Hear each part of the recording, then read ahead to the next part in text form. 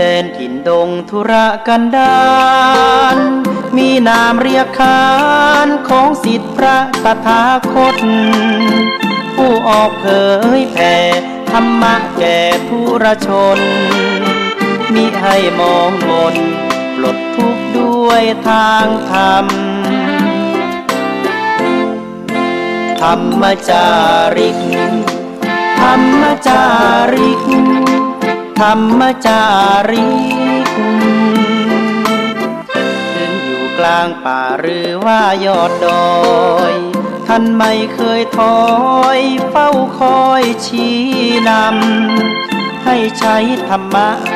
ขององค์พระพุทธธรรมให้ใจสุขล้ำน้อมนำทำกรรมดีธรรมจาริกธรรมจาริกธรรมจาริกเร่งพัฒนาการอยู่การกินให้มีชีวิตสุขสันต์เปรมปรีพบแสงสว่างส่องทางสร้างความดีขอถวายความเคารพพระมหาเถรานุเถระครูบาอาจารย์เจ้าทั้งหลายจุตนจุองค์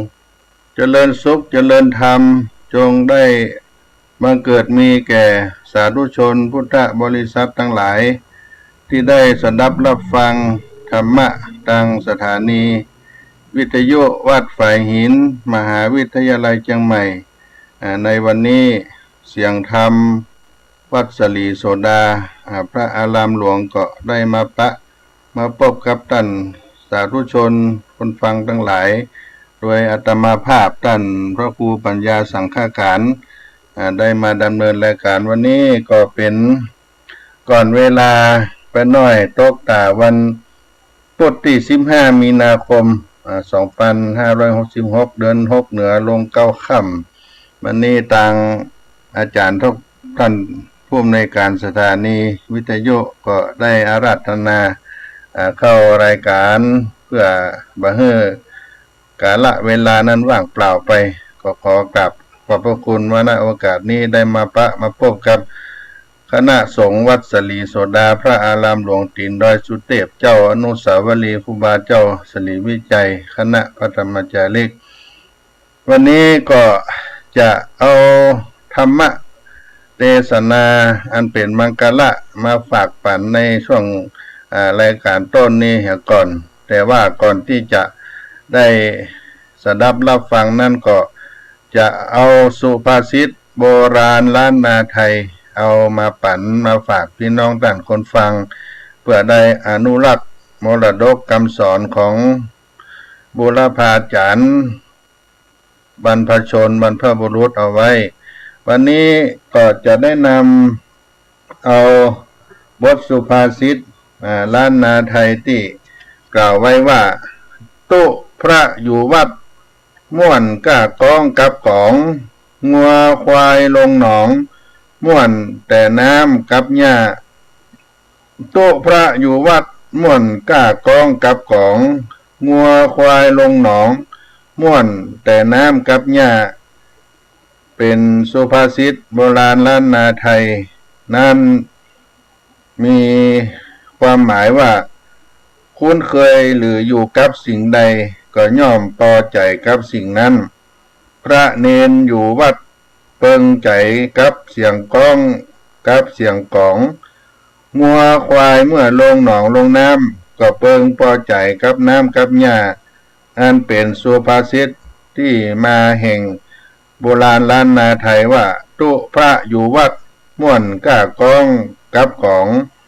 งัวควายลงหนองม่วนแต่น้ำกับหญ้ามีบทประพันธ์เป็นบทข้าวในสุภาษิตนี้เอาไว้ว่าตุพระอยู่วัดม่วนกองเมากองงัวควายลงหนองม่วนน้ำเมาหญ้าไก่สอนบุผามาลีกนี่ฝุ่งพุ่มมาลาลื่นรถน้ำอ้อยน้ำตาลม่วนหวานหมูมดผากดสืบหันนานมาเกยใดม่วนนั้นเปิงใจใฝ่หาตามอัตตภาโลกาลุ่มใต้โต๊ะพระอยู่วัดม่วนกองเมากองงัวควายลงหนองม่วนน้ำเมาหญ้าไก่สอนบุผามาลีกี่ฝุ่งพุ่มมาลาลื่นรถน้ำอ้อยน้ำตาลม่วนหวานหมูมดพากดสืบหันนานมาเกยใดม่วนนั้นเปิงใจใฝ่หา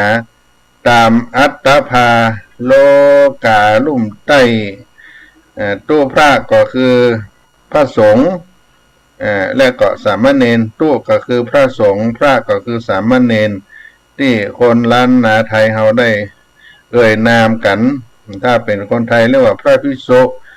สามเณรตู้ก็คือพระสงฆ์พระก็คือสามเณรของคนล้านนากองก็คือของตู้พระอยู่วัดม่วนกองเมากองงัวควายลงหนองม่วนก็เปิงอกเปิงใจก็ม่วนเปิงอกเปิงใจม่วนน้ำเมาหญ้าก็เมาก็คือลื่นเริงละเริงบันเทิงใจลงหนองแล้วก็ม่วนน้ำเมาหญ้าไก่สอนก็คือเกสรบุผามาลีกลี่ดอกไม้ที่มันมีไก่สอนนั้นงดงามเป็นบุผามาลาดอกไม้กลี่ฝุ่งพุ่มมาลาเลื่อนรถผู้เพิ่งก็จังมาจื่นรถจมดวง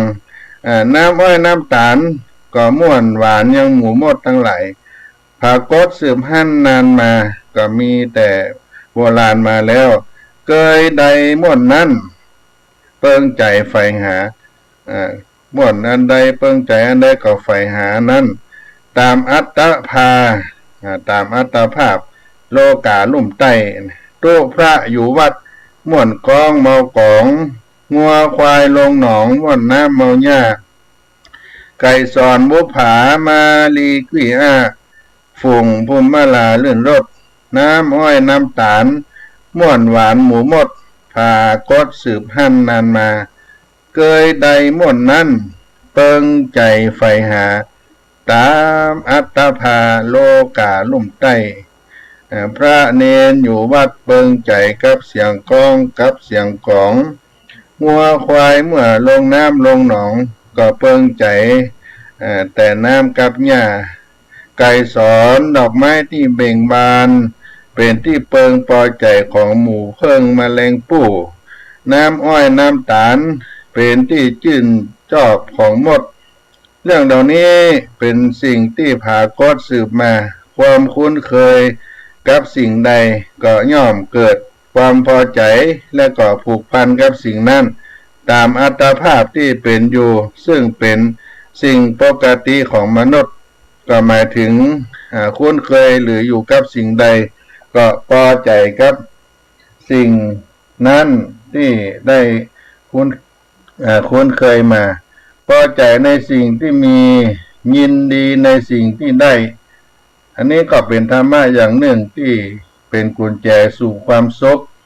ความก้าวหน้าของชีวิตพอใจในสิ่งที่มีที่ได้ต่อใดก็พอใจต่ออันแม้คนอื่นจะได้มากกว่าก็บ่เป็นทุกข์อย่างใดก็ตามเมื่อพอใจสิ่งที่ได้มาแล้วก็บ่ได้หมายความว่านิ่งเฉยบ่ดิ้นรนงอมืองอเท้าตรงกันข้ามเราควรเพิ่มความเพียรความขยันต่อไปเพราะความสุขที่แท้จริงบ่ได้อยู่ที่การมีนักมีมาก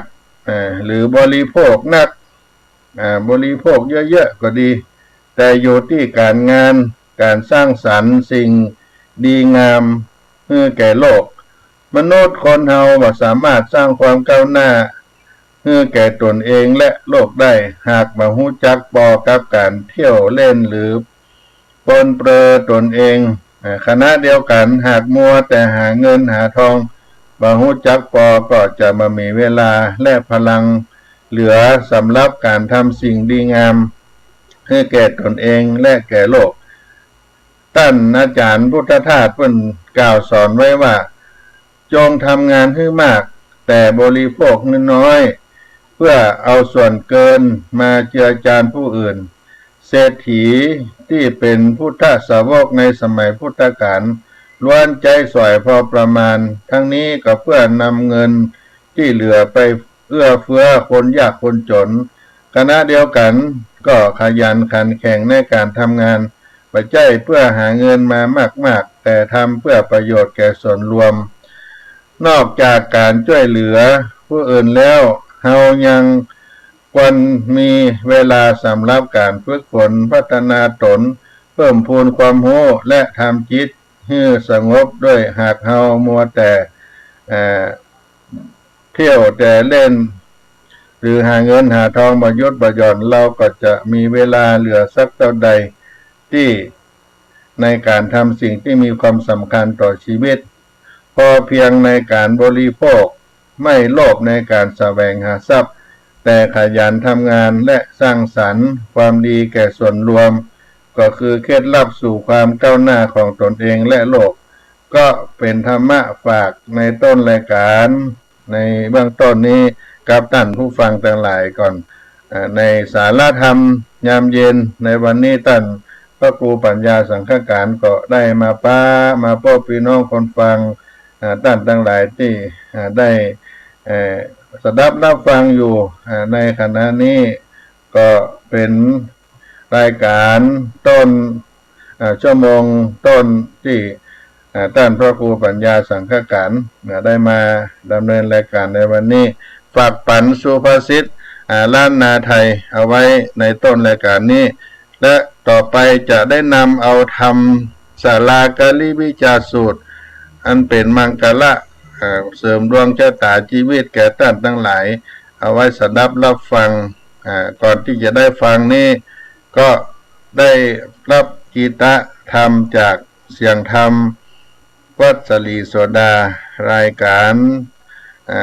104.50 เมกะเฮิรตซ์ในวันนี้ก่อนน้อ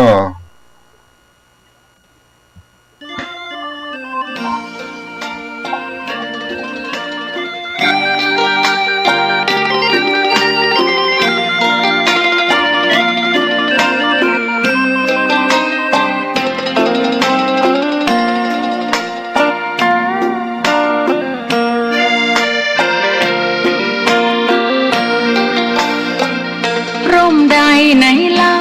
จะเย็นเท่าร่มโพธิ์ทองทั่วลาศรัทธายกย่องร่มของพุทธศาสนายิ่งกว่าร่มใด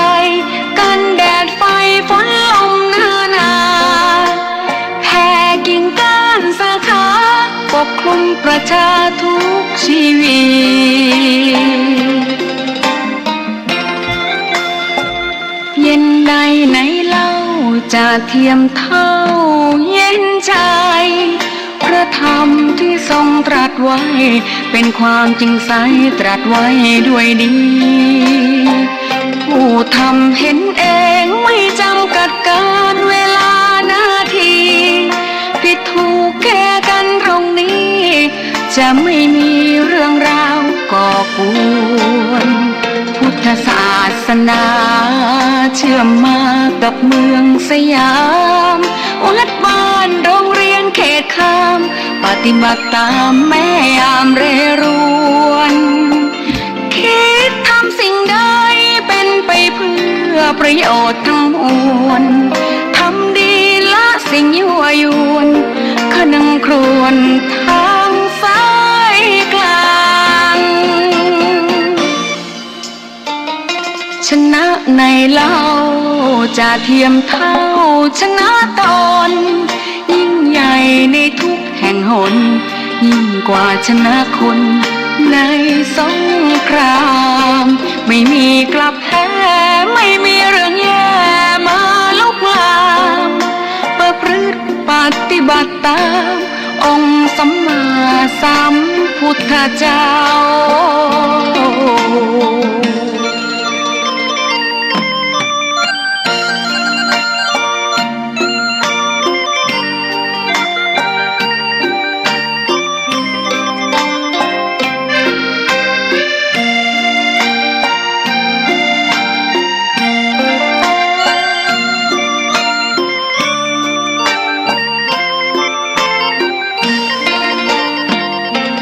ศาสนาเชื่อมมากับเมืองสยามวัดบ้านโรงเรียนเขตข้ามปฏิบัติตามแม่ยามเรรวนคิดทำสิ่งใดเป็นไปเพื่อประโยชน์ทั้งมวลทำดีละสิ่งยั่วยวนขนึงครวญทางสายกลางชนะในเล่าจะเทียมเท่าชนะตนยิ่งใหญ่ในทุกแห่งหนยิ่งกว่าชนะคนในสงครามไม่มีกลับแพ้ไม่มีเรื่องแย่มาลุกลามประพฤติปฏิบัติตามองค์สัมมาสัมพุทธเจ้า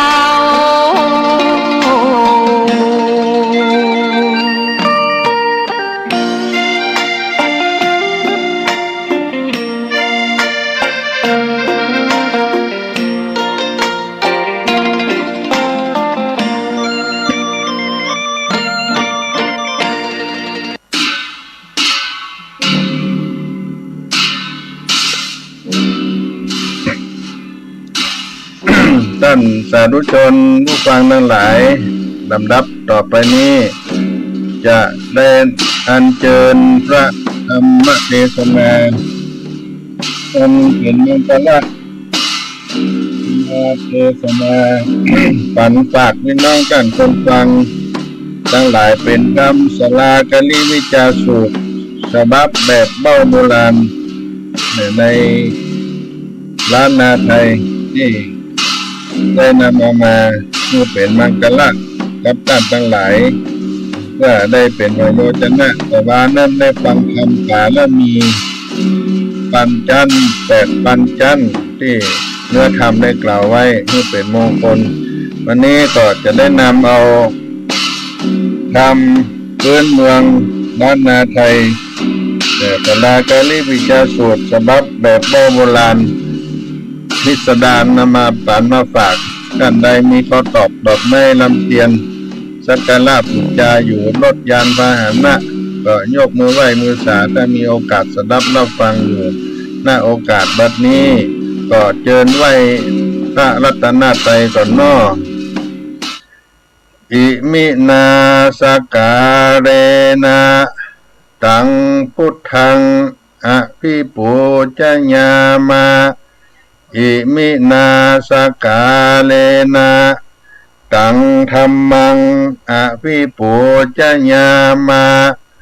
อิมินาสกาเลนะตัง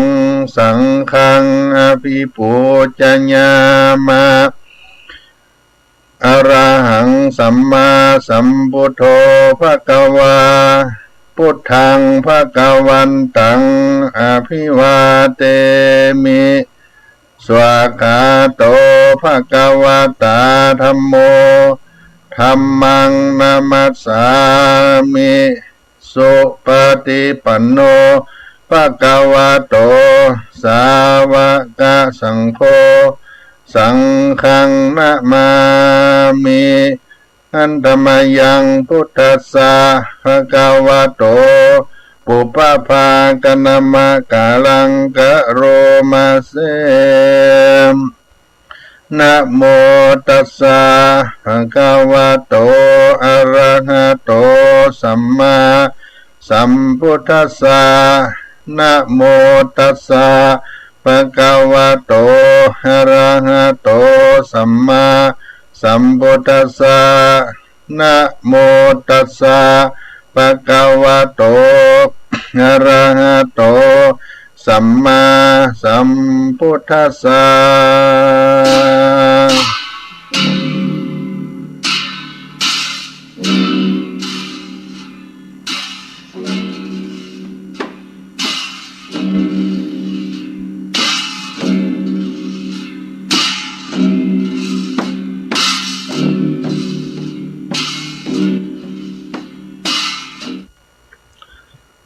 พรหมาเลยมหาพรหมโตอกเห็นลุกจากเต้นมาพรหมพระนมเมื่อสารขับไว้พระแก้วแก่นไทยอภิวันติพระมุนีโต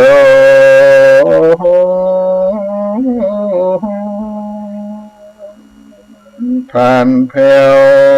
ทะลักพญาแล้วยอดใหญ่ยานขอ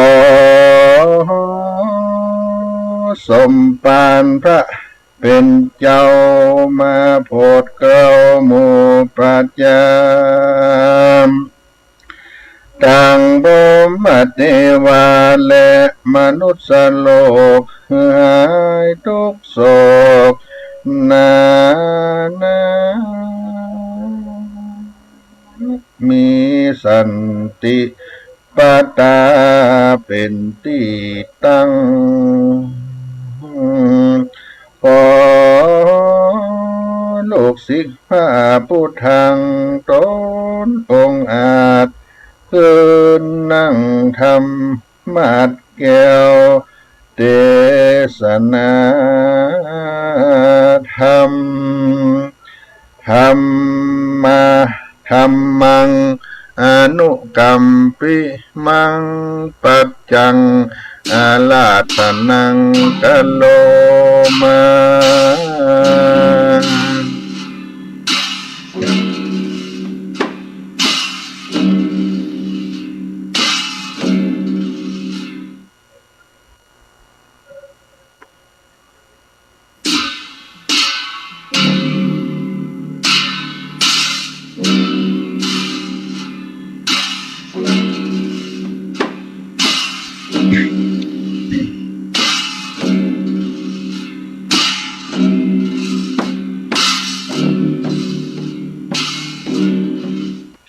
นะโมตัสสะภะคะวะโตอะระหะโตสัมมาสัมพุทธัสสะ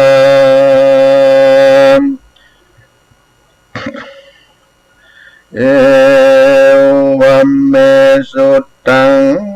เอกังสัมมะยังภังกวาลาจังกาเฮวิหารติเกจักขุเตม ปัมปะเตเตนังโคปันนาสัมมัญเยอัญญสัมมาอันนันโตอาปาติโกโหติตังสุตังเทปามันตังพังกาวาเกจากุตังปัมปะตังอธิรัตถังพระจังกะหะอาโอสิสาธโวดูราสาปุริสาทั้งหลายยังมีสัมมัญญากาละคาบหนึ่งพันเก้าวันว่าพระพุทธเจ้าแห่งเราก็สถิตอยู่สำราญเตื้อเหนือโดยกิจกูฏอันมีที่ใจไกลเวียงราชกานครที่นั้นในกาละคาบหนึ่งมหานันตะเทนเจ้าตนมีอายุก็ได้ทะลงพัญญาที่โลกามอันนัก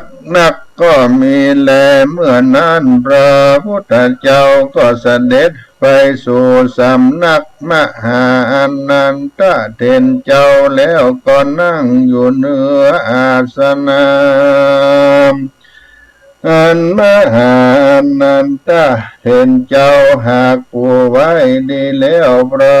พุทธเจ้าก็กล่าวว่าโดลาอนันตะตวงอันว่าตานาปาทิโกหันว่าเปียที่โลกาทั้งหลายพวกนั้นก็บ่หยุดย่อนผ่อนไม้แควนแก่ท่านเจริญอภิกามันติหรือว่าปัญญาที่โลกานเป็นตรงกาเวตนามากนักนั้นยังบ่หยุดย่อนผ่อนไม้แควนแก่ท่านเจริญอภิกาโมสานังอันว่าปัญญาที่โลกาแห่งท่านนั้นหากพอหยุดย่อนผ่อนไม้เสียแก่ท่านอันเจริญ พระพุทธเจ้ากล่าวแก่อนันตเทนเจ้าสันนิแล้วอัฏฐะในกาลนั้นมาอนันตเทนเจ้าตนมีอายุก็ย่อมือไหวพระพุทธเจ้าก็กล่าวว่าปันเตภะคะวะข้าแต่พระพุทธเจ้าอาปาทานว่าเปียที่โลกามอันเดือดเนื้อร้อนใจเป็นตรงกาเวทนามากนักก็บ่ถอยไม้แควนแก่ผู้คาเลโสอาภาโทอันว่าเปียที่โลกาอันนั้นก็บ่หยุดย่อนผ่อนไม้ลงแก่ข้าพระพุทธเจ้าสักน้อยหนึ่งจะแลมมหาอนันตเถรเจ้าไกวพระพุทธเจ้าสันนั้นแล้วอิมังสาลากะลิวิจาสุตังพระพุทธเจ้าก็กล่าวแก่มหาอนันตว่าดูลาอนันตตวงอันว่าท่านจุงสนำจำชื่อไว้ยังสัลลากาลิวิจาสูตรอันนี้เป็นกุลแก่ท่านเตอในเมื่อท่านแลจำไว้มันคงดังอันก็จะเป็นประโยชน์จันนามากนักแลกันว่าท่านสั่งว่าสวดที่ง่ายยังสลากาลิวิจาสูตรนี้ไปใจก็จังเป็นพ้นจากเปียที่โลกาและพญาอันสะดงตกใจกลัวปอนังหัวปอง สยองกล่าวเส้นขนลุกนั้นจะแลต้านก็จังมีแต่จะลิทีภาพแปสัตถุทั้งมวลโดยอนุภาวะสัลลากาลีวิจาสูตรอันนี้จะแลจะตุนังปาลิสานังภิกขุนังภิกขุนีนังอุปาสกานังอุปาสิกานังอัตตาภาญาสุขาญาหิตาญาอนันตสัมมาสัมพุทโธสลากาลีวิจาสุตังเตสิตังโนลาอนันตะหันว่าสลากาลีวิจาสุดวงพาเสดนี้อันพระพุทธเจ้าทั้งหลายหากแต่สนามาจุตนจุพระองค์ยังเป็นคำโดยพัญโยจันนะอันพาเสดลำเลิศยิ่งนักเพื่อเป็นสุขาปัญโยจันนะเป็นบุญเป็นกุลแก่สารทั้งหลายสี่จำพวกคือภิกขุภิกขุณีอุปาสกาอุปาสิกาในภาวะนี้และภาวะไปนาทลาบต่อเท่าถึงนิพพานเจ้าอันบ่รู้เท่าบ่รู้ตายนั่นแลวิปัสสิปิอนันตสัมมาสัมพุทธัสสะอิมังสัลลากาลิวิจาสุตังภาสิตังกะกุสันทัสสะปิอนันตสัมมาสัมพุทธัสสะอิมังสัลลากาลิวิจาสุตังโกนากรรมนัสสะปิอนันตสัมมาสัมพุทธัสสะอิมังสัลลากาลิวิจาสุตังภาสิตังมยัมปิอนันต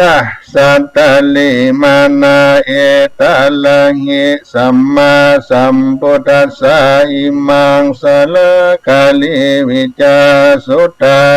งอนันโตโดละอนันตะเม้นว่าพระพุทธเจ้าตนชื่อวิปัสสิอันทลัดรู้ใหญ่ธรรมโดยตนโดยดีเตียนย่อมแต่สนายังสลากาลิวิจาสูตรอันนี้แก่ปาลิสัตว์ทั้งหลายโยเมื่อเพื่อสังกะหะบ้านเมืองสังกะหะเมืองสังกะหะบ้านจองหอเงินสังกะหะรถรายวัญญาณเสวิกายขับขี่ตั้งเลือกส่วนให้นากามาเขตที่อยู่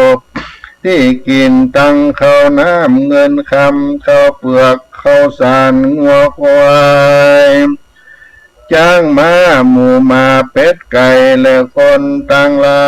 ยได้พ้นจากอุปตวะกังวลโดนตะลายตั้งมวลแลแม้นว่าพระพุทธเจ้าตนชื่อเวสสะภูตนเป็นครูแก่โลกใดทลัดรู้ยังอริยสัจธรรมตั้งสี่คือว่าทุกขสัจจาและสมุทัยสัจจานิโรธาสัจจาและมรรคสัจจานั้นเตียนย่อมเตสนายังสัลลากาลิวิจาสูตรอันนี้เป็นตนได้เถิงยังมรรคพละสังกาโมขะคือเมืองฟ้าเมืองคนมีนิพพานเป็นยอดนั้นแลแม้นว่าพระพุทธเจ้ากักโกสันทาตนพระเสริฐกว่าโลกทั้งสามอันทลัดหูยังทำตั้งมวลด้วยตนด้วยดีหาปุกาละ ผู้จักเปรียบเทียมบ่ได้แลพระพุทธเจ้ากังโกสันทะตนนั้นเทียนย่อมเตสนายังสัลลากาลิวิจาสูตรอันนี้แลดูลาหานันตะเห็นเหมือนว่าพระพุทธเจ้าโกนนากรรมนะตนทลัดรู้ยังไงยะธรรมและจันโตราริญาสัจธรรมตั้งสี่ก็เตสนายังสัลลากาลิวิจาสูตรอันนี้กตัมยังตานาศีลาภาวนาไปใจได้ถึงยังโลกุตละธรรมเจ้าเก้าประการนั้นแลดุรานันตะแม้นว่าพระพุทธเจ้าตนชื่อกัสสปะเกิดมาเป็นพระในโลกนี้ได้ทรัสรู้ยังไงญาธรรมตั้งมวลโดยตนสิ่งเดียวมีทุกขสัจจะและสมุทัยสัจจะนิโรธสัจจะมรรคสัจจะโลยังโลกตั้งสามคือว่ากามโลกรูปโลกอรูปโลกพระพุทธเจ้าตนนั้นก็เตสนายังทำสัลลากาลิวิจาสูตรอันนี้เพื่อโมตุคนนายังหมู่คนและเทวดาอินตาพรหมทั้งหลายได้เป็นปัจจัยแก่อัตถังกิกามกะอันมีองค์แปดจำพวกและวิโมกขธรรมอันนำตนตัวออกจากภาวะสงสารใดถึงนิพพานนั่นแลอนันโตดุลานันตะเถนมัญญาปีแม้นว่าตนตัวปัตตถาคตะอันทลัดรู้ยังทำตั้งมวลโดยตนอันเป็นทวนสีในกาลาบัดนี้แลพระตถาคตาก็เตสนายังสัลลากาลิวิจาสูตรดวงพระเสดนี้เพื่อเป็นคุณแก่คนและเทวดาปัญญาอินตาปัญญาพรหมทั้งหลายและเป็นคุณแก่จัตตุปลิสันตั้งสี่จำพวกตั้งแต่การลำบันนี้ถ้าลาบต่อเต้าเสียงหาปันพระวัสสาเพื่อจังยกเอายังสัตว์ทั้งหลายออกพ้นจากโอกาวัฏฏะสงสารใดถึงนิพพานเวียงแก้วอันหาเสียนหานามหาโจรมันบดได้หาจะลาปัญญาที่มรณะบ่มีโอปันตวะกังวลอนตลายหาบ่ได้เตรียมย่อมหาไปยโลกาสัทโธบ่ได้จะแลมีจิตใจหันตั้งมันและมีวิสาลตะองอาจในตามกลางหมู่ปริสัตตั้งสี่บรรลุเข่งคามสั่งอันก็โดยเตจะทำมันนี้จะแลได้จิวาธรรมเวตานิยกรรมปรากฏหันต่อหน้าตันตาบันนี้แลแม่นอินตาธิราชเจ้าฟ้าตนเป็นเจ้าเป็นใหญ่แก่เทวดาทั้งหลายก็เรียนเอาแต่สำนักแห่งโกภัตถาคตาได้แล้วก็สั่งว่าสวัสดิญาณ ไปจุวันบ่ขาดจันแลอนันโตโดลาอนันตะเทนเม้นว่าสลากาลิวิจาสูตรดวงภาเสดธรรมเจ้านี้หากได้ยังอุทุลาตุทุลาอุลุลาตันโดลามาโทลาบุพพลากะลาลาติดังนี้ได้ชื่อว่าสลากาเลวิจาสุดแลโดลาอนันตะโยโกจิปุกัลโลอันว่าปุกัลลาผู้ใดคือว่าเต้าพญามหาคสัพและเสนาอามาตย์นักปราชญ์เจ้าอาจารย์พรหมนากหบดีได้สร้างได้เขียนยังสลากาลีวิจาสูตรดวงภาเสดอันนี้เอโกอัคคลาโตวาเต้าแต่อัคคลาตัวหนึ่งก็ดีปาตะโตวาแต่บทหนึ่งก็ดีปาตะโตวาแต่บทหนึ่งก็ดีโสปุกัลโลอันว่าปุกัลละผู้นั้นก็บ่ฮอนว่าจักตายโดยสัตตลิชานันเครื่องขาบหยาบจากาขันนองมีตนว่าจ้างร้ายม้าร้ายงัวร้ายควายร้ายจะเข็บแมงป่องตัวร้ายเสือมีตัวร้ายหอกดาบไม้ค้อนก้อนดินและตันดกรรมอันเกิดแก่เต้าปัญญาก็บ่มีแล้วโดยแต่จะบุญแห่งรัศธรรมเทศนาแห่งสลากาลิวิจาสูตรเจ้าดวงภาเสดนี้คุ้มขังรักษาเป็นที่ปันเตาเอาเสียยังพญาตังมวลโสปุกัลโลหันว่าปุกัลลาผู้นั้นก็อยู่สุขสดสติบ่มีพญาที่อันใดเต้าเว้นแต่กรรมมามีบากไปหลังหากใดกระทำแก่กันในอเนกชาติอันนับบ่ได้เป็นกรรมเป็นเวรแต่กันไปมาในภาวะสงสารอันหาเก้าหามูละบ่ได้แลธรรมประทานสังฆประทานาเขาอยู่สดสดีมีลาภะมีเตจาภาเปคาศึกสัตโตทั้งมวลและพระกอบไปโดยทนาปัญญาทลาบต่อเต้าถึงนิพพานแลมนะหุตตะสตาสังรักขังกตัง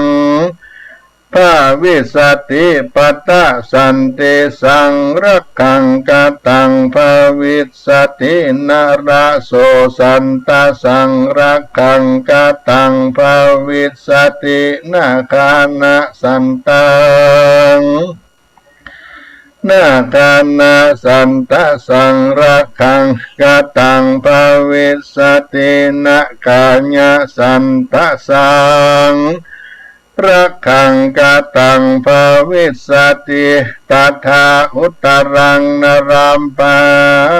ติโดรามอนันตโยปุกัลโลอันว่าปุกัลละผู้ใดน้อมใจเข้าไปสู่ธรรมเทศนานี้โดยสัจจะกัลวะควบยามน้อมจิตใจติดต่อถึงธรรมเทศนาแห่งพระตถาคตดวงพระเสดนี้ในกาลตรงเมื่อก็ดีแม้นครอุบาทปัญญาที่โลกาลเกิดมีในตัวตนตั้งมวลก็ดีภัยยะกังวลโดนตรายตั้งหลายก็ดี เป็นตุกอันหาเข้าของสัมปติบ่ได้ก็ดีแม้นสะดงตกใจกว่าโดยพญาตั้งหลายแก่แต่เส้นขนลูกเส้นหนึ่งก็ดีอันว่าเคราะห์อุบาทอนตะลายต่างหลายก็จักลำงับกับหายไปเสียแต่ผู้กันละผู้นั้นบ่อยากจะแลกก็โดยเต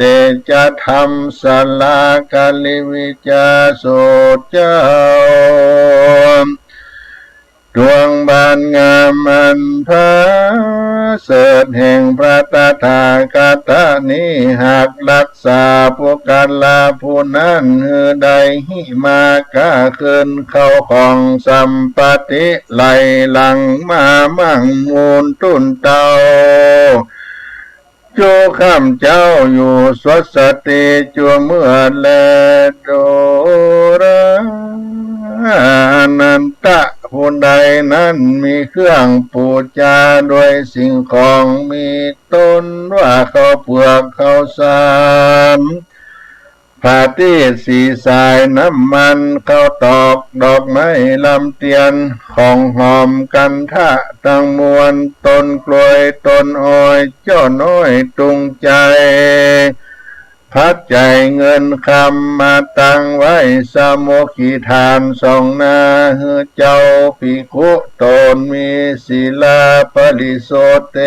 สนายังทำศาลากาเลวิจาโสดนี้ไปสังฆะสืบจาตาบานจาตาเรือนจาตาเมืองจาตาเงินคำไรนากามาเขตจาตาทุงเป่งทุงควันสืบจาตาคนยิ่งใจสืบจาตาเวียงสืบจาตาวัดวาอารามตั้งหลายตั้ง3 ปีทักกันอย่าได้ขาดสายเตอะบ้านเมืองหอเงินวัดเวียงอารามตั้งหลายก็จังวุฒิจำเริญการกุงหุ่งเฮืองมากนักก็โดยเตจรัสธรรมคำสอนแห่งบาตถาคตบ่อยาจันแลสัลลากาลิวิจาสูตรดวงธรรมอันพาเสดนี้ยังจำเริญโดยเขาของเงินคำงัวควายหากมีไว้แต่เก่าแล้วก็เป็นที่มันแก่นเน้นนะบ่หยุดบ่หย่อนผ่อนสักเตื้อซ้ำบัวละมวนบัวลิมวนมีอันใหม่หลังไหลมาแทงมาแถมอันเก่ามีมากเต้ามั่งมูลปนดูตั้งใจแต่ตานบ่รู้บกบ่รู้บางสักเตื้อถึงกาละเมื่อเท่าแก่ถอยกำลังนั้นก็เสมอเป็นดังยังหนุ่มแน่นบ่ผ่อนยังกำลังปะละเมื่อย่างเตียวหนทางไกลได้60 โยจันนะก็ยังไปรอดไปถึงจุดที่ก็โดยเตจะสลากาลิวิจาสูตรธรรมเจ้าดวงนี้หากได้คงคังรักษาพวกกันละผู้นั้นจุจาจันแลยักโควานยักขินีวานยักขะโปตะโกวานยักขะโปติกาวานนาโกวานากีวากันทะโปวากันทะปีวากุมพันโดวากุมพันนีวาปตุตาจิตโตภิกขุนังอุปาสโกนังอุปาสิกานังกุติญญารักขัญญาอวิหิงสาญาสุวิหาราญาติดุราอนันตะส่วนนั้นว่าญัตทั้งหลายและกลุ่มพันกันทาปาและนักน้ำพร้อมตั้งเสนาตั้งหลายฝูงอันมีใจเครื่องขาบหยาบจ้าสาหดมักให้กระทำโทษก็ดี แต่หน้าเหตุดังอันพระตถาคตาก็อนุญาตไว้คำสอนนั้นชื่อว่าติปะมันตาสัลลากาลิวิจาสูตรอันเป็นเขาเป็นตนจะแลอิตะมะโวจาภะคะวาอาญัสสมาอนันตะภะคะวะโตภาสิตังอภินันติวุติจายัสสมันโตอนันโตกันหาปาทาทัฏฐาปหิโนจายาสมาโตอนันโตยะโสอาปาโทอาโหสิภังกวามอันว่าพระพุทธเจ้าตนประกอบด้วยมหากรุณาอันมากนักก็เตสนายังสลากาลิวิจาสูตรอันนี้แก่มหาอนันตาเถนเจ้าหันแลส่วนว่ามหาอนันตาเถนเจ้าได้สดับรับฟังพระธรรมสลากาลิวิจาสูตรวังพระเสดนี้ก็ลวดบังเกิดใจจมชื่นยินดีมากนักอันแลปราการหนึ่งมหาอนันตเถนเจ้าก็สนำชื่อไว้บ่ละเสียงลงเริ่มก็มีแลเอวังกาญาสลีโลนิทุโคนิรูปตะโวนิโรโกนิพโยนิอันตรายโยปะหุลาโภปะหุญาโสปะหุปัญโยภะวันโตเตสัมปตาอัตตังโภภะคะวาในกาลนั้นพระพุทธเจ้าก็หันยังต้านมหาอนันตเถนเจ้าพ้นจากภัยโลกาทั้งหลายมีเนื้อตนอันเรางามมากกว่าเก่ามีอายุมันยืนยาวหาเปียที่โลกาทุกขเวทนาหาอุปตวะกังวลพ้นด่านลายบ่ได้หาผู้อันจะกะตามลายบ่ได้ก็มีหันแลปราการหนึ่งเรามานันตเถนเจ้าก็จะเดินไปเมตตาคุณนาโพสัตตโลกตั้งมวลแต่ติสาต่างๆก็เตียนย่อมมีลาภะสักกาลามากนักอันคนและเทวดาทั้งหลายหากปูจาโดยสัมปติเงินคำพาเป็นก่อนโดยเตจะทำบุญกุลแห่งสันลากาลิวิจาสูตรธรรมเจ้าดวงบานงามมันพระเสดบังเกิดกำจูตนมียศศักดิ์องค์อาจฉลาดด้วยปัญญามากนักพระพุทธเจ้าได้กล่าวแก่มหาอนันตเถนเจ้าตนมีอายุวันโดลาอนันตเถนตั้งแต่กาลนี้ไปนาตวงอันว่าต้านจุ่งอยู่ดีมีสุขพ้นจากทุกข์ทั้งมวลมีอายุมันยืนยาวแด่เติบว่าอันก็มีวันนั้นแลปะกาเซนโตธรรมะปะเลโยสานิสาติกาธรรมเทศนาโสตาปฏิภลาเตนิปาโปเนงโสปะหุจนาส่วนนั้นว่าคนตั้งหลายมากนักได้ฟังยังรัสธรรมเทศนาดวงวิเศษดับกิเลสตัณหาขาดแล้วได้เถิง ธรรมวิเศษมีพระเพทวโส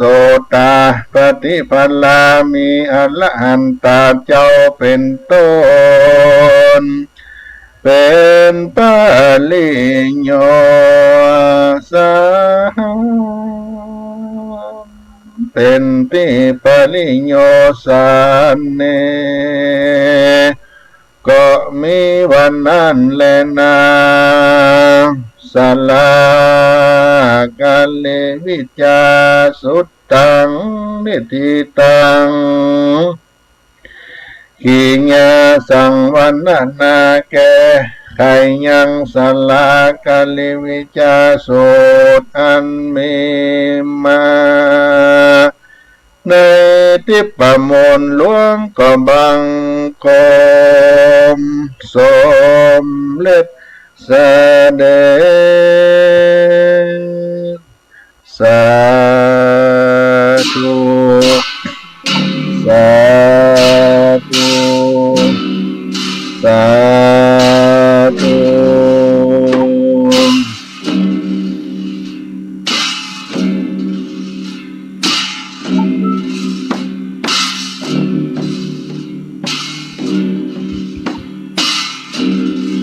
มหามูลศรัทธาสาธุชนพุทธบริษัททั้งหลายก็ได้สดับรับฟังพระราชธรรมเทศนาสลากาลิวิจาสูตรอันเป็นธรรมโบราณล้านนาที่ได้นำเอามาแสดงมาสานมาฝากพี่น้องท่านผู้ฟังทั้งหลายแต่ในเมื่อค่ำยามเย็นในวันนี้ได้กลิ่นโมจนะแก่ท่านผู้ฟังทั้งหลายในวันทางการที่15มีนาคมพุทธศักราช2566โดยอัตมาภาพท่านพระครูปัญญาสังฆการได้นำอัญเชิญเอามาฝากพี่น้องท่านผู้ฟังเพื่อให้เป็นสลีมังกละเป็นใจเนี่ยมงคลแก่ท่านผู้ฟังทั้งหลายในธรรมศาลากลิวิจาสูตรเพื่อนก็ได้กล่าวไว้เพื่อความเจริญงอกงามในวิถีชีวิตท่านใดได้สดับรับฟังวันนี้ก็ขอให้กรรมกรรมปรารถนาที่ได้ไหว้ได้สักการะบูชาขอให้ได้ถึงแก่ท่านทั้งหลายผู้ในคนก่อนนี้ก่อนจะได้รับพรพระธรรมเทศนาก่อนน้อมพุทโธมังกละสัมพุทโธสัมพุทโธที่ปัตตุตโมพุทธมังกละมากัมมะสัพพะทุกขาปะมุญจเลธัมโมมังกละสัมพุทโธกัมพีโลตุตโสอนุงธรรมะมังกละมากัมมาสัพพะพยาปะมุญจเลสังโฆมังกละสัมพุทโธตาคีนายโยอนุตตโรสังฆมังกละมากัมมะสัพพะโลกาปะมุญจเลพุทโธอันว่าพระพุทธมังกละสัมพุทโธตนผ่านเผ่ามิ่งมงคลสัมพุทโธตนทรัตหูมหาผลสัพพัญโยตัญญาณภาเสดที่ปตุตโมตนสูงสุดล้ำเลิศกว่าสัตว์สองตีนตั้งมวลอนุตตโรหาผู้สมควรเสมอเหมือนบ่ได้พุทธมังกละมากัมมะผู้ใดได้หวั่นไหวพุทธมงคลสัพพทุกขาปะมุญจเลจักเอาตนปล่อยพ้นจากทุกข์ยากสัพพะอุบาทกังบนธัมโมมังกละสัมพุทโธพระธรรมมังกละมงคลนั้นผ่องแผ้วกัมพีโลลึกแลบยิ่งแล้วสุขประมาณพุทธโสคนบ่มีผ่านญาณหันยากอันนุงเป็นธรรมชาติอันอ่อนอ้อยสุขุมานธรรมะมังกละมากัมมะคนใดได้ถึงธรรมมังกละเลิศสัพพะปัญญาปะมุญจเลจะพ้นภัยอันเกิดในตัวตนเป็นมหาผลนั้นผ่องแผ้วสังโฆมังกละสัมพุทโธ พระสงฆ์อันเลิศแล้วมิ่งมงคลทักขินายโยเป็นนาบุญตนวิเศษทักขินาเขตมหาศาลอนุตตรโรสูงสุดหาพระมหาบทได้สังฆามังกาลามากรรมะผู้คนใดได้ไหวและปูจาสัพพะโภกาประมุนเจเลจักได้พ้นจากโลกาใหญ่หลีกเว้นได้หมู่พญาขออัญเชิญพระติรัตนาสามดวงพระเกี้ยวเจ้ามาปกห่มเกล้าหมู่ศรัทธาเพื่อเปิกป้อนพญาอุบาทสัพพะพญาตและกังวลจำเลินตนอยู่ไปใจนั่นจงจักมีจังแต่ดีหลีสัพปีติโยจงให้ได้เป็นขวาคำผิวพองวิวัตจันโตเป็นที่มันหนองเก่าปันเป็นที่มันหนองเกาะปันสัพพะโลโกพญาที่จุอันจุสิ่งดับมวยมิ่งกาไกมโนภาวะเพื่อได้จำเริญใจจุข้ามเจ้าสุขขังพระลังสุขเที่ยงเต้าเพียบเมืองสวรรค์อภิวาทนาสีลิสานิจังมันเตี้ยงอย่ารู้ความเหยี่ยงไปมาจะตาโรธรรมาภายโพดให้ได้ยาวโยดสถาวรนั้นจงจังมีจังได้ดีหลีบัดนี้เจ้ามูลศรัทธาทั้งหลายก็ได้รับมังกรธรรมนันผาเสริฐอันบังเกิดขึ้นเป็นมงคลกับชีวิตก็ขอได้ปกปักรักษาเจ้าทาตั้นคนฟังทั้งหลายจุผู้ในคนจงได้ประกอบไปด้วยโจกปีโจกบันโจกเดินโจกยามอยู่ดีกินดีมีสลีตีคาอายุมั่นยืนยาวจำเริญไปด้วยกาญิกาสุขคือว่าสุขทางกายเจตสิกาสุขคือว่าสุขทางใจไปจุวันจุยามใจอย่าให้มีอยู่ก็ขอให้มีใจไปก็ขอให้มีโจกมีลาภภาพชนะข้าศึกศัตรูเอากันก้ำจูอายุพระพุทธศาสนาแห่งองค์สลีสัพพัญโญพระพุทธเจ้าเพื่อเป็นไปเสียงจีลาติที่การยาวนานนั้นจุงจังมีใจญาตุภวังใจญามังกาลังใจญาโสถีพระวันตุโวจัตตาโลธรรมาวัฏันติอายุวันโนสุขังปะลัง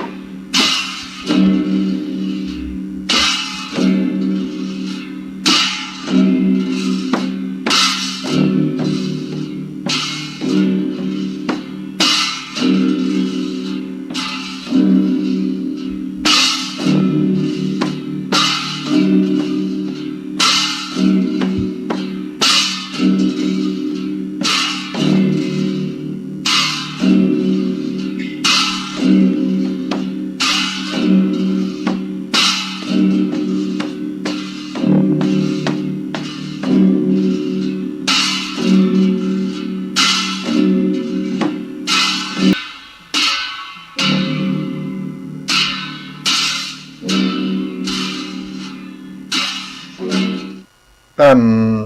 มหามุลศรัทธาสาธุชนทั้งหลายที่ได้สดับรับฟังธรรมะเป็นรายการเสียงธรรมวัดสลีโสดาพระอารามหลวงเสียงธรรมพระธรรมจาริกโดยอัตมภาพท่านพระครูปัญญาสังฆการได้มาดำเนินรายการพบปะท่านคนฟังทั้งหลายในช่วง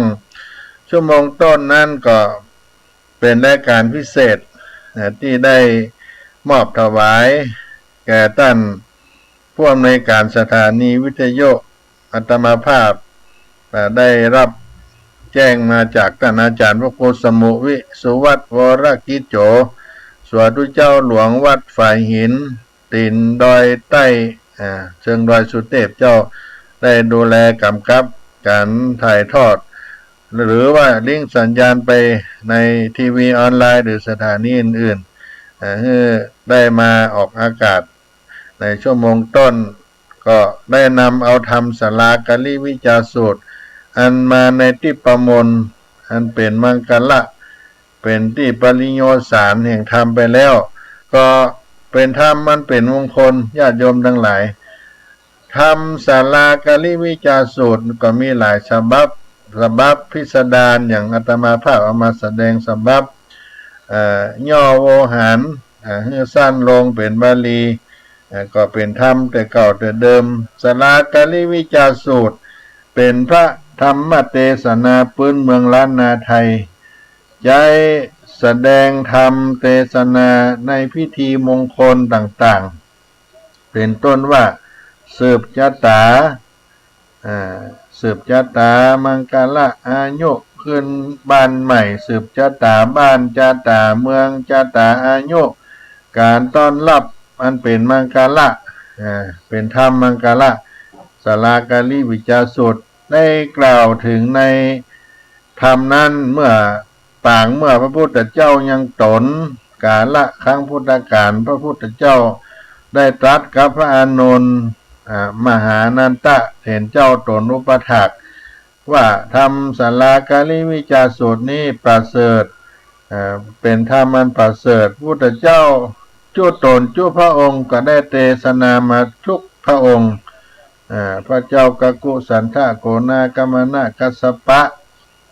อันเป็นโกตามะอันเป็นพระพุทธเจ้าปัจจุบันแล้วก็ทุกพระองค์เพื่อนก็ได้แสดงเรื่องของศาลากาลิวิจาสูตรเพื่อให้เป็นประโยชนะ เป็นโซแก่พุทธบริษัททั้งสี่จำพวกได้แก่ภิกขุณีอุปาสกอุปาสิกาจนเข้าถึงสู่นิพพานอันหาสั่งมาเพียบมาเตรียมบ่ได้ถ้าหากว่าผู้กาละผู้ใดได้ปั่มเปงตามหลักธรรมชื่อว่าศาลากาลิวิจาสูตรนี้ก็จะหันผลในปัจจุบันปราศจากอันตรายทั้งหลายมีความอาจหาญแก้วกล้าในการทำความดีฉลาดรู้ในท่ามกลางปริษัทสี่แม้ว่าสัตตะเดรัจฉานก็บ่สามารถกระทำอันตรายได้แม้แต่ว่าเต้าเทพองค์อินผู้เป็นใหญ่กว่าเทวดาทั้งหลายเปิ้นก็ยังมาเฮียนเอาแต่สำนักพระสัมมาสัมพุทธเจ้าแล้วก็เอาไปเป็นที่จ้างที่เปิ้นของตนแล้วก็เอาไปสอนในหมู่เทวดาทั้งหลายจนสิ้นอายุไขถึงตนไปด้วยเหตุนี้พระเจ้าก็จึงอนุญาตให้ทำศาลากาลิวิจาสูตรนี้ไว้เป็นที่ไหว้สักการะบูชาเพื่อให้เกิดผาสุกะเกิดความผาสุกในกาลทุกเมื่อพระพุทธเจ้าได้แสดงธรรมศาลากาลิวิจาสูตรแล้วพระอานนท์อนันตเถรเจ้าก็เจริญด้วยอายุพ้นจากพญาธิตั้งปวงในกาละครั้งนี้พระอานนท์ก็มีใจโจมชื่นยินดีในพระราชธรรมเทศนาของพระพุทธเจ้าแต่ประการหนึ่งพระอานนท์ก็หาทุกขเวทนาบ่ได้ความเจ็บไข้ได้ป่วยอาพาธาได้อาพาธก็บ่มีมันนำซ้ำยังมีลาภะญาสะทวีคูณแล้วพระพุทธเจ้าก็ตรัสกับพระอานนท์ว่าผู้กาละผู้ใดได้อธิบายได้สังวาสสวดที่งายเคารพจดจำขึ้นใจได้บ่ขาดผู้กาละผู้นั้นก็บ่มีทุกข์มีแต่สุขมียศบ่ขาดหลอดพ้นจากสัตว์ถูหมู่ปาลาหมู่พานทั้งหลายมีความสุขกายกับใจในอิริยาบถทั้งสี่ยืนเดินนั่งนอนหากก็มีความสุขหากแม้นว่าได้เสียชีวิตดับขันธ์ท่าไปแล้วก็จะไปจุติในสุคติโลกสวรรค์เมื่อกลับมาเกิดก็จักได้ไปเกิดในขกุลกษัตริย์พราหมณ์และเศรษฐีซึ่งมีด้วยข้าวของสัมปติทรัพย์สมบัติจะเอื้อต่อการรักษาศีลเจริญเมตตาภาวนาต่อไปเพื่อได้เป็นปัจจัยสู่สุคติในที่สุดแห่งพระธรรมเทศนานี้เป็นประโยชน์นะต่อสัตว์โลกทั้งหลาย มีภิกขุภิกขุณีอุปาสกะอุปาสิกาอินตาพรหมยมราชและเทวดาทั้งหลายอันมาจุ่มนุมกันในนั้นก็ได้ถึงธรรมวิเศษคือว่าโสดาบันสกิตากามีอนาคามีอรหันตาได้ถึงธรรมวิเศษสาระแห่งธรรมที่ปรากฏในสารากาลวิจารสูตรสารากริวิจารสูตรก็พบว่าสาระข้อธรรมลักธรรมที่เสริมสร้างจิตวิญญาณของมังกรพิธีต่างๆที่เกิดขึ้นในชุมชนในล้านนาไทยในที่ปรากฏในธรรมนั้นก็มีว่าสุตตะมีในธรรมดังบทว่าพวกกันล่ายิงใจต่างหลายได้สั่งว่าสวดที่ใหญ่ได้จำเริญขึ้นใจบ่ขาดแม้นได้ฟังด้วยสัจจะใจน้อมนบคบยำดังอันก็ดีความที่ว่าบุคลาผู้ใดได้สาธยายได้ท่องจำขึ้นใจบ่ขาดย่อมปราศจากทุกข์มีความสุขเบิกบานมีลาภยศบ่ขาดปราศจากข้าศึกศัตรูและอันตรายทั้งหลายทั้งปวงมีความสุขทั้งกายและใจมีอิริยาบถทั้งสี่แม้จะตายไปจากมนุษย์โลกก็ได้ไปสู่สุคติโลกสวรรค์ถ้าได้กลับมาเกิดเป็นมนุษย์แถมก็ได้เกิดในขกูลกษัตริย์พราหมณ์หรือสะข้วยเศรษฐีสมณพราหมณ์เศรษฐีคหบดีมั่งมีด้วยข้อของสัมปติทุกอย่างนี่ที่ได้กล่าวไว้คำว่าสุตะสองตานะศีลภาวนาในธรรมที่เปิ้นได้กล่าวไว้ว่ายุตั้งได้กระทำปั่มเปงตารักษาศีลเมตตาภาวนาไปใจภาวนาไปใจบ่ได้ขาดขณะที่เราได้เกิดมาเป็นมนุษย์นั้นเมื่อความพร้อมเพียบพร้อมในลาภะญาสะยศสุขสรรเสริญแล้วมีความสะดวกที่จะให้ทานก็คือการแบ่งปันสิ่งของแก่บุคคลทั้งหลายที่สมควรให้หนึ่งรักษาศีลก็คือการสำรวมกายวาจาการเจริญเมตตาภาวนาก็คือการทำใจของตนให้ผ่องใสมีใจรักใคร่ปรารถนาให้ผู้อื่นได้เป็นสุขอันนี้อยู่ในยุตั้งได้กระทำปั่มเปงให้ทานรักษาศีลเมตตาภาวนาไปใจบ่ขาดอันที่สามคือความประมาทะความไม่ประมาทบ่ประมาทะลาสาเพื่อเป็นปัจจัยไปหน้าเพื่อได้ไปเกิดในจันฟ้าเนรปานบ่อยาเจเลนา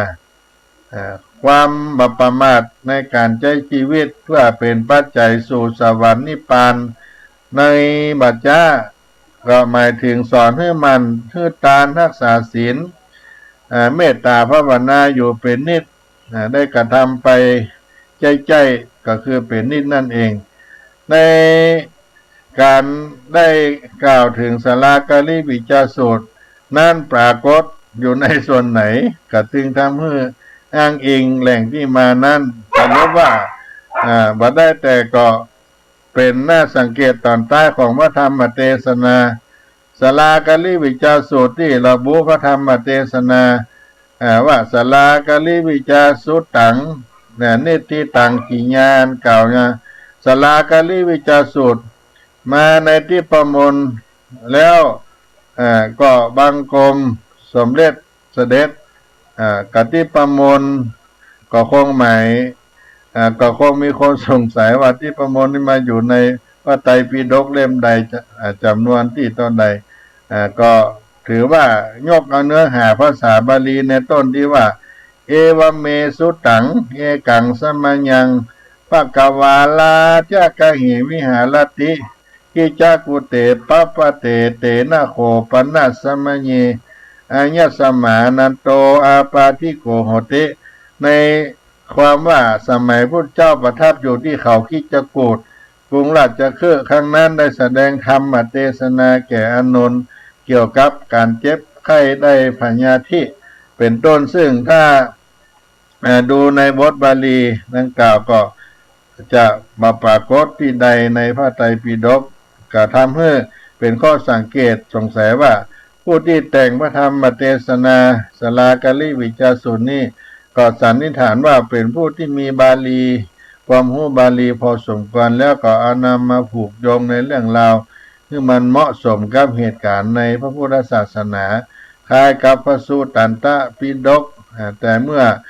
ได้ตรวจสอบในพระไตรปิฎกได้ปรากฏบทที่เป็นบาลีดังกล่าวซึ่งระบุไว้เพียงว่าในทิปมนต์แล้วทิปมนต์นั้นมาจากไหนใครเป็นคนยืนยันว่ามนต์นี้แสดงว่าในพระไตรปิฎกหรือสูตรตันตปิฎกเล่มใดทั้งนี้พระพุทธองค์ก็มาได้ตรัสสอนให้พุทธบริษัทได้เชื่อถือในปาฏิหาริย์การสวดอ้อนวอนร้องขอจากสิ่งศักดิ์สิทธิ์ใดๆนอกจากลงมือศึกษาเรียนรู้ปฏิบัติตนเป็นสำคัญก็อย่างใดก็ตามพระธรรมเทศนาสลากาลิวิจาสูตรมีเนื้อหาธรรมะแทรกเป็นพื้นฐานเช่นเรื่องการตั้งใจการสาธยายสุตตะการตั้งอกตั้งใจการท่องจำสาธยายในพระธรรมเทศนาสลากาลิวิจาสูตรให้ขึ้นใจการสอนให้คนรู้จักรักษาศีลให้ตามรักษาศีลเจริญเมตตาภาวนาบ่ได้ประมาทในชีวิต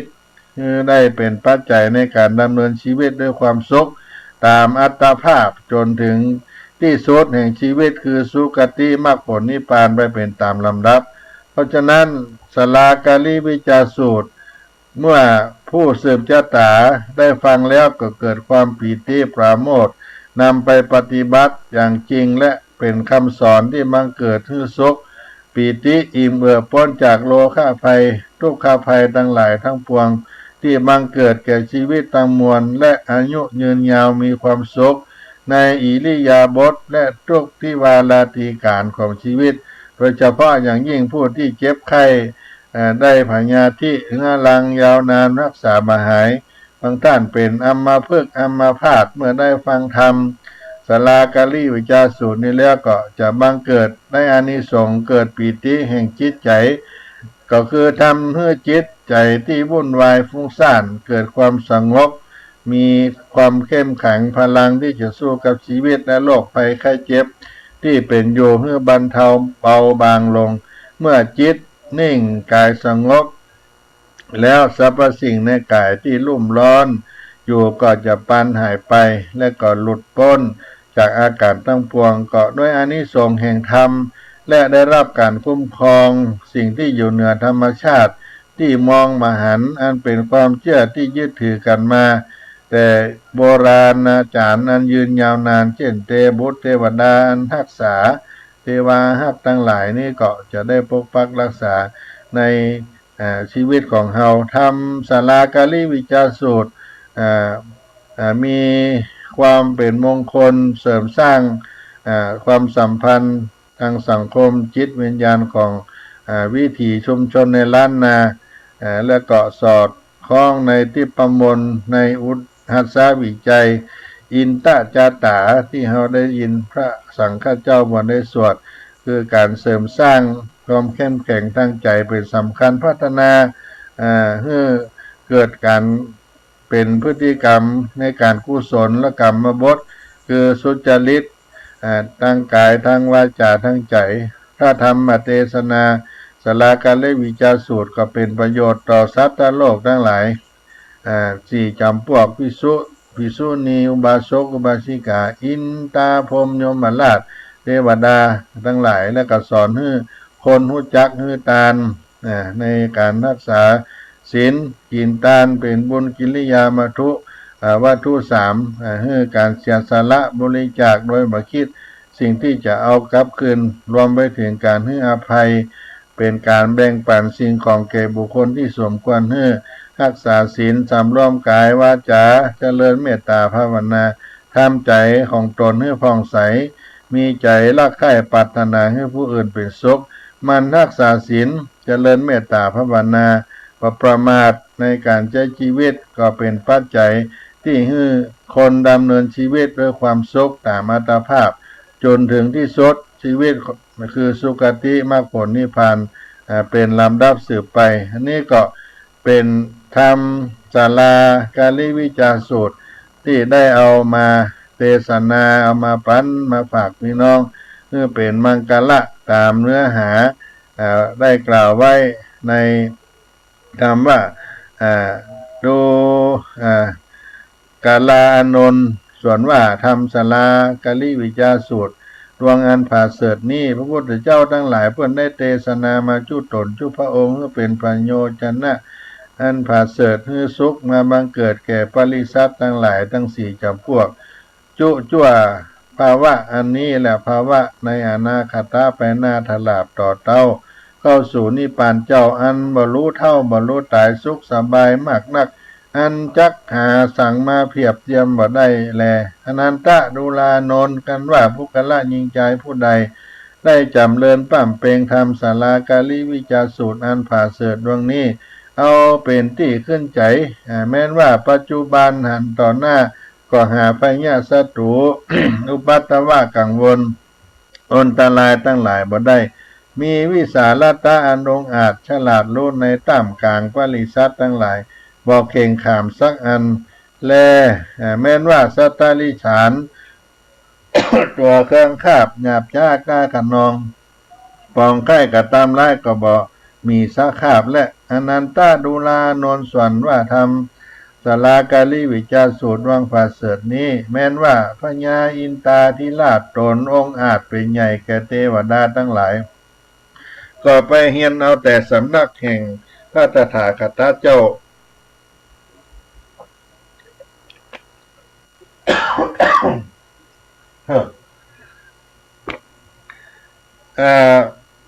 เอาไปเป็นที่จ้างที่เปิ่งด้วยใจด้วยตนนำเอาไปสอนเทพบุตรเทวดาทั้งหลายเพื่อให้เอาไว้จำเริญไว้ในจิตในใจถลาบต่อเต้าอายุแห่งตนเตนะวุตต่างเหตุดังอันพระตถาคตเจ้าก็จึงจะอนุญาตไว้ให้ยังทำศาลากาลิวิจารสูตรดวงผ่าเสริฐนี้เป็นที่สักการะบูชาภาสุกาวิหารญะก็เพื่อให้สุขสำราญบันใจหาอนตรายทั้งหลายบ่ได้ในกาลตุเมื่อแลอิตามโวจะภควายะสมานันโตภควโตภาสิตังอภินันตุนติภควานว่าพระพุทธเจ้ากันว่าเทศนาธรรมศาลากาลิวิจารสูตรดวงผ่าเสริฐนี้แล้วส่วนอันว่ามหานันตะเถรเจ้าตนมีอายุก็ได้พ้นจากเวียที่ตั้งมวลก็มีแลเอวังกายะสดีโลนิตุโขนิรูปัตตโวนิพโยนิโรโกนิลันตรายโยปหุภาโสปหุปัญโยภวันตุสัพพตาติในกาละยำนั้นอันว่ามหานันตะเถรเจ้าตนมีอายุกันว่าพ้นจากพญะตั้งมวลพ้นจากเปียที่ตั้งมวลก็มีใจจมชื่นยินดีในธรรมแห่งพระพุทธเจ้าอันชื่อว่าศาลากาลิวิจารสูตรดวงผ่าเสริฐอันนี้มากนักแถมประการหนึ่งมหานันตะเถรเจ้าก็หาทุกข์อันใดบ่ได้หาเปียที่โลคาอุปัตตวะกังวลตรายอันหนึ่งอันใดบ่ได้มีญาสะลาภะพญามากนักก็มีแลพระพุทธเจ้ากล่าวซึ่งมหานันตะว่าทำศาลากาลิวิจารสูตรดวงผ่าเสริฐนี้การว่าผู้กละยิงใจได้สังว่าสวดที่ใหญ่ได้จำเริญขึ้นใจบอกขาดได้ฟังได้สัจจะกล่าวว่าควบยำดังอันว่าผู้กละยิงใจทั้งหลายผู้นั้นก็บอกหอนจังมีตกถ้าว่าจักได้เสวยสุขใจบานมีญาสาลาภาสการบอกขาดปราศจากข้าศึกศัตรูอุปัตตวะกังวลอนตรายทั้งมวลประกอบไปด้วยกาญิกาสุขเจตสิกาสุขในอิริยาบถทั้งสี่ประการคือว่าสุขเมื่อนั่งนอนยืนเตียวสุขเมื่อรับเมื่อตื่นก็ด้วยอานิสงส์อันได้กล่าวว่าครอบยำได้ปูจายังทำมาเทศนาอันชื่อว่าศาลากาลิวิจารสูตรแม้นว่าได้จุติตายจากเมืองคนก็ย่อมได้เอาตนเมื่อเกิดในจันฟ้าเลิศเมืองสวรรค์การจุติตายจากจันฟ้าเมืองบน ได้มาเกิดเมืองโคนแถมเล่าก็จะได้มาเกิดที่ขกูลคัตติยะขสัตถลาพามณะขหบดีสะข่วยเศรษฐีเป็นดีมั่งมีด้วยเข้าของสัมปติจุภาวะจาตนั้นเกิดมานั้นยุตั้งได้กระทำปั่มเปงเฮือตานรักษาศีลเมตตาภาวนาปัจใจบ่ขาดบ่ประมาทลาสาเพื่อเป็นพัดใจไปหน้าให้ได้เกิดจันฟ้านี่ละปานบ่อยาจะแลเทศนาปริโยสาเนสาธิกาธรรมเทศนาอันนี้เป็นประโยชนะแก่ปัณณสัตว์ทั้งหลายมีภิกขุภิกขุณี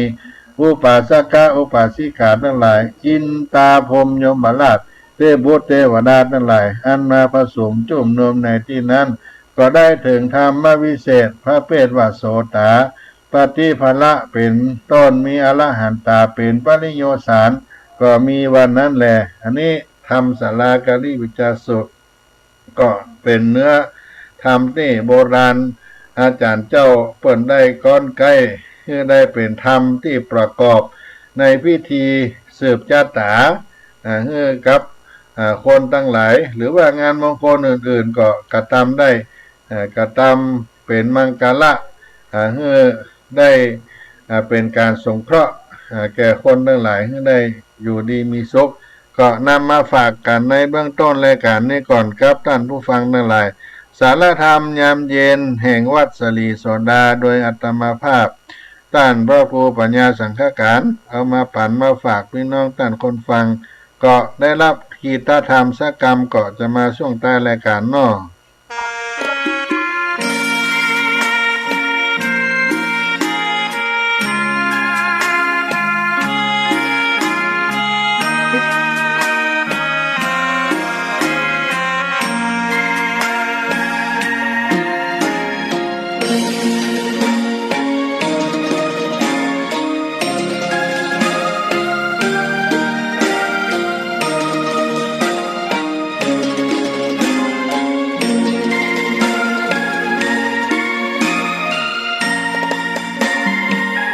ดอกบัวดอกหนึ่งพึงใจไว้เพื่อบูชาแด่องค์พระศาสดาสัมมาสัมพุทธเจ้ามีความงามเงียบไม่เปรียบเทียบเขาเทียบเราใครมองไม่งามช่างเขาแต่เจ้าก็คือดอกบัวด้วยความสัตย์ซื่อยึดถือความดีเป็นหลักใครรักไม่รักก็ไม่จมปลักมองมัวเมื่อโผล่พ้นน้ำก็เห็นความงามในตัวไม่ยึดติดในตมชั่วขอเป็นดอกบัวดอกเดียวใครไม่มองว่าบัวงามเด่นแต่บัวก็เป็นดอกบัวทุกวันอย่างนี้ไม่อยากเด่นดังแต่มุ่งหวังในทางเด่นดีเกิดมาเพื่อสร้างบารมีถวายชีพนี้บูชาดอกบัวดอกน้อยเฝ้าคอยคนที่ใจบุญมาโอบเอื้อเกื้อกูลรู้ค่าของบุญเก็บบัวขึ้นมาเพื่อสร้างความดีและสร้างบารมีดังว่าใช้ดอกบัวนี้บูชาพระสัมมาสัมพุทธองค์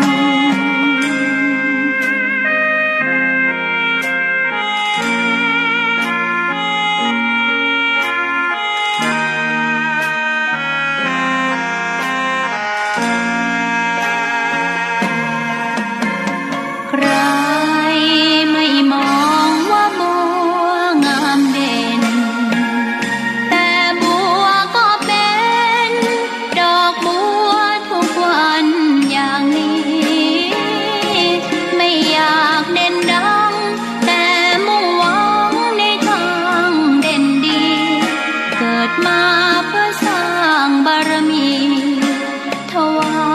ชีพนี้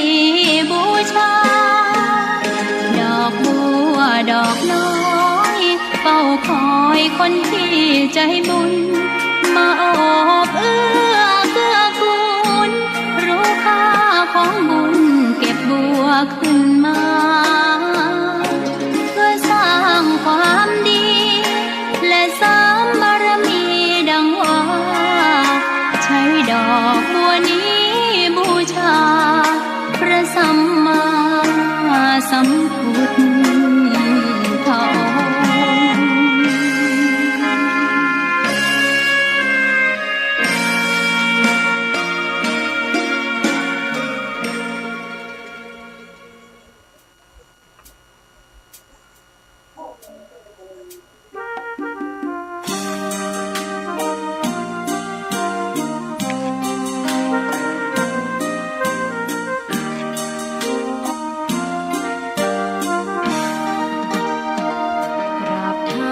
คุณพ่อลูกขอให้หยุดดื่มเหล้าอย่ามัวแต่เมาดื่มเหล้าเล่นการพนันคนเขาดูถูกว่าพ่อขี้เกียจทำงานชาวบ้านรังเกียจเดียดฉันต่างประจานคุณพ่อสิ้นดีสงสารคุณแม่ลำบากแท้หาเงินมาให้ได้มาเท่าใดพ่อใช้จนหมดไม่มีขัดสนจนยากลำบากคนแค้นเต็มทีอนาคตของลูกริบหรี่ความหวังที่มีมืดมนพ่อดื่มสุราเหมือนกินน้ำตาของแม่พ่อจะฐานะเราแย่หากไม่แก้ความจนแม่เตือนพ่อด่าตบตีแม่เสียจนชอกช้ำระกำมองมนซ้ำถูกคนเขานินทากราบเท้าคุณพ่อลูกขอให้หยุดดื่มเหล้าหากมัวแต่เมาคนเขาย้ำหมิ่นเรื่อยมากลับตัวเสียใหม่กลับใจมาพัฒนาพ่อจะมีคุณค่าเลิกดื่มสุราเลิกการพนัน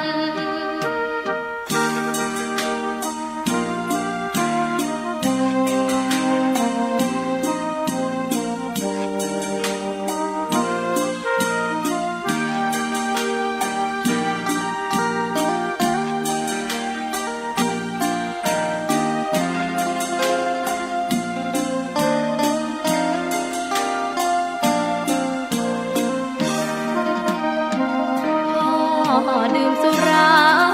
เหมือนกินน้ำตาของแม่พ่อจะฐานะเราแย่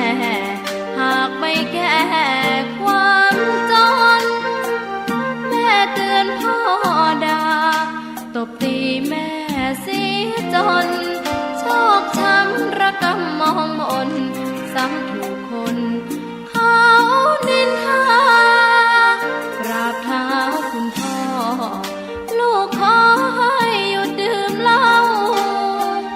หากมัวแต่เมาคนเขาย้ำหมิ่นเรื่อยมากลับตัวเสียใหม่กลับใจมาพัฒนาพ่อจะมีคุณค่าเลิกดื่มสุราเลิกการพนัน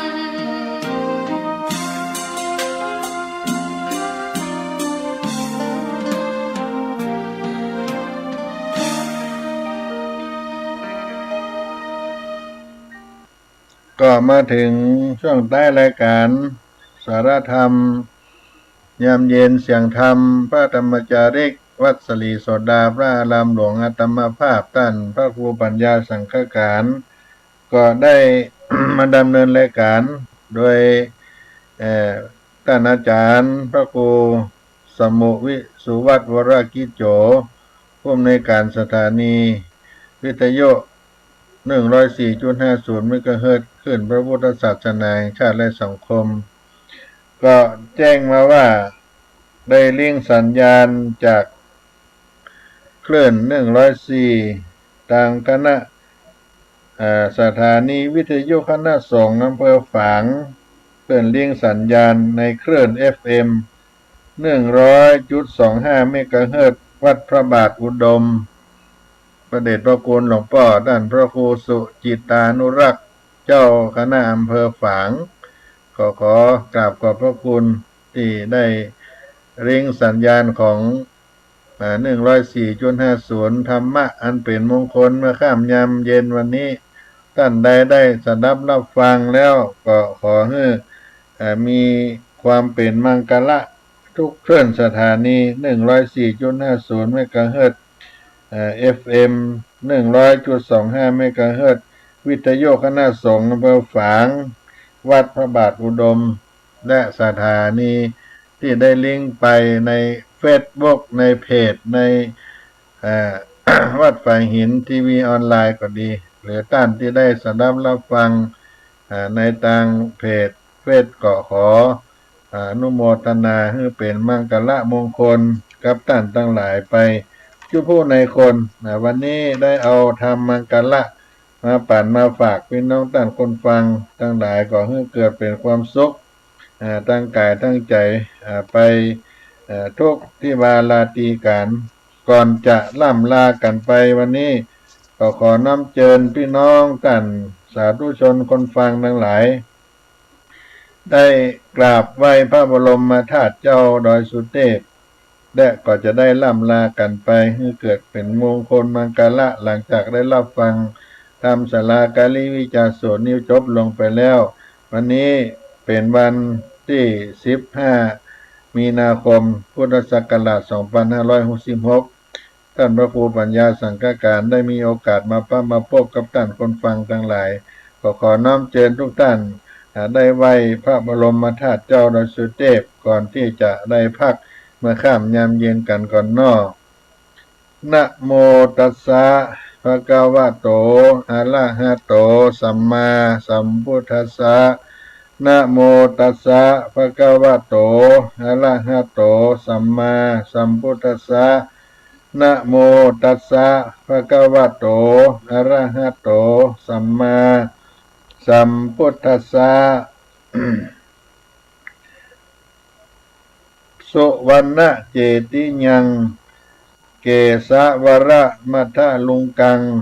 วะละธาตุงสุเตวะนาวะกังนะละเตเวหิสัพพะปูจิตังอหังวันตามิสัพพตา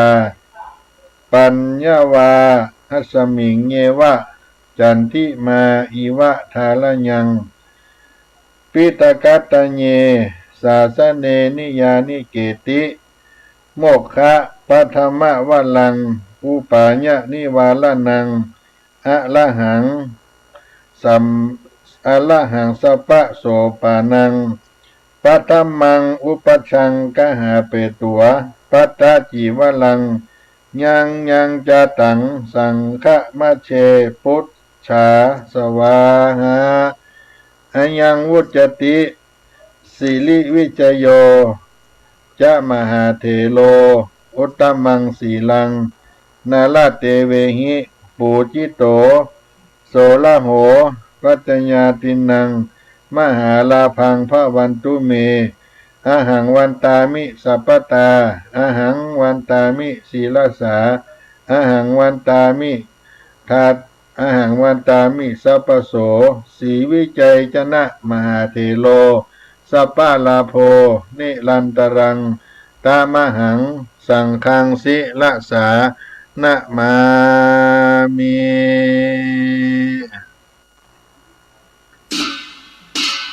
ก็ขอนำรายการนี้ล่ำลาพี่น้องท่านคนฟังทั้งหลายไว้เพียงเก้าอี้ก่อนไปมาพบกันในครั้งต่อไปวันนี้ธรรมเทศนาศาลากาลิกิจสูตร นั่นเป็นปริตมงคลดีมีมาแต่ไทยสลมที่ไว้นำมาขยายให้หมู่พี่น้องจุกชื่นบันใจกาถามนใจพุทธาที่ไว้มีพิธีกรรมกดนำบอกให้ตามโบราณในไว้พร้อมขออานิสงส์ก้มลงถาดน้อมมาพบห่มต้อมศรัทธานับตั้งแต่นี้อยู่ดีสุขาเพื่อมีตีขาดจ้าตาเจียงมันเพื่องอกเพื่องามอย่าพุทธบันรุ่งเรืองไรทั่วฟ้าพุทธมนต์ใจข่าวใสสง่าที่พระองค์คำผ่าป้าเตมาเตจะอายุจงได้สุขาสลีตีคาจงบังเกิดขึ้นแก่มุลสธาทุกผู้ทุกคนจัตตาโลธรรมาวัฏันติอายุวันโนสุขังปะลัง